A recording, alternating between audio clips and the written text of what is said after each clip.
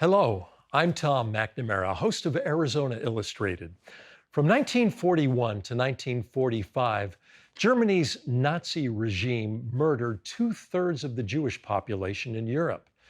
Of the 6 million Jewish people who were lost in the genocide, about 1.5 million were children.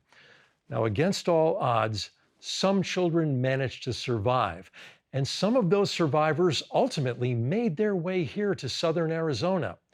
Their photos as adults now hang on the wall here at the Tucson Jewish Museum and Holocaust Center. Some endured years of deprivation, starvation, and abuse in concentration camps.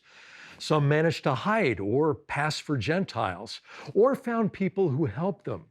Others fled with their families, becoming refugees with nothing but the clothes on their backs. Over the past few months, Arizona Public Media has collected the harrowing true life accounts from 18 of Southern Arizona's child Holocaust survivors. Their experiences describe the brutality they witnessed and the acts of kindness that saved their lives. Here is one of those stories.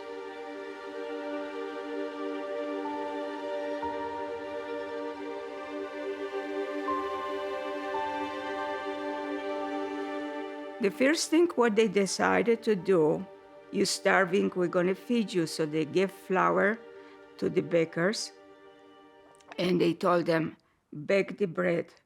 But right away, they say there'll be no food for the Jewish people. And some of the Jewish people, they dress differently, they look differently. If a person like that would stay in line, he would get pulled, beaten up, and say there's no food for you.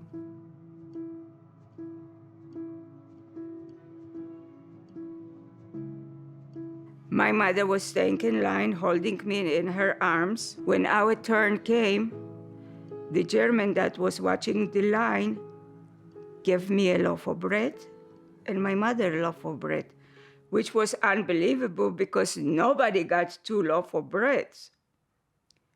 So as we walk, at the end of the line was staying a woman that she was living in our building. And every time that she saw my mother, she would say, hey, look at that Jew woman. And that was not an exception. She said, look at the Jew woman. She has 2 loaves of bread. By the time it's going to be my turn, there'll be no bread left over. So my mother gave her a loaf of bread, knowing that I'm starving. And the woman was staying with her mouth open. She didn't know what to say.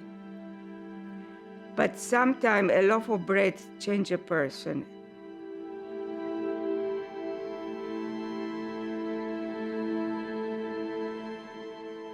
So he took me. I slept in his house.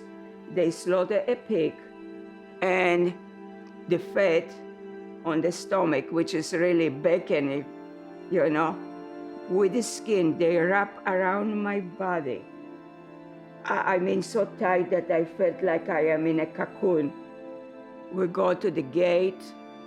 The German say, bitte Papieren. Looks the papers, alles in Ordnung, everything okay. And he put his hand on my shoulder and he say, are you cold, my child? And I was sweating with every pore in my body, because if that hand would go a little bit lower, it wouldn't be my child, it would be bullet on the spot.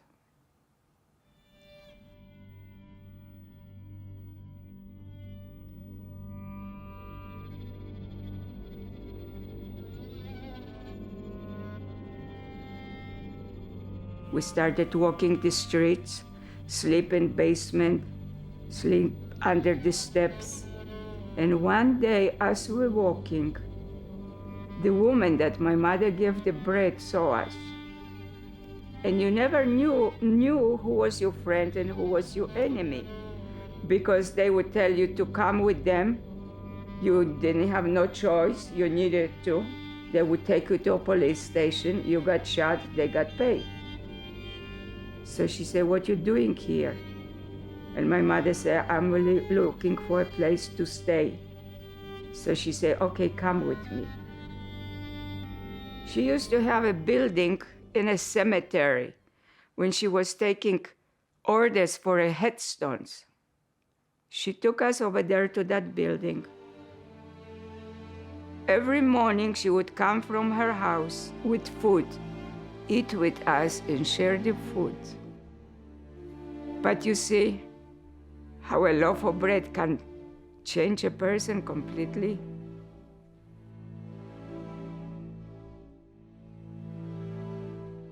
The full interview with Wanda Wolosky will be available on the Arizona Public Media website, azpm.org, along with the stories of 17 other child survivors of the Holocaust now living in southern Arizona. And thank you for watching PBS 6.